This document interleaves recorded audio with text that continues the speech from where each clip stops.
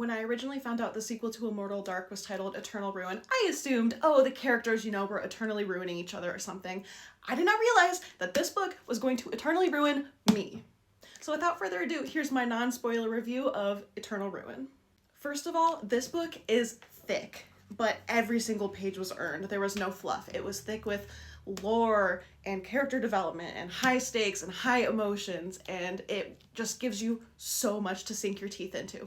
Vampire pun intended, of course. I have not been this engrossed by a book in a very long time. I was literally dreaming about this when I was only about a third of the way through, trying to predict where the plot was gonna go and like pulling threads, and like my mind was just constantly thinking about this. I had to read it as fast as I could because it was just so intriguing.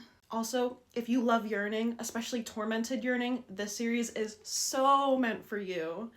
The author wrote the male main character pretty much as like a Klaus Michelson kind of vibe, and even though a lot happens between the first book and this book, those vicious and tormented and the yearning and just, oh my god. So I think I felt every single emotion that humans are capable of at least one time in this book, because it was just like, ah! So if you like dark academia vibes and vampires and complicated relationships between characters, not knowing who you can trust ever, yearning and high stakes and high emotion, this book is so for you. It's an unfinished series, so there is still one more book coming out, but I promise you reading it before then is so worth it because it's literally so good.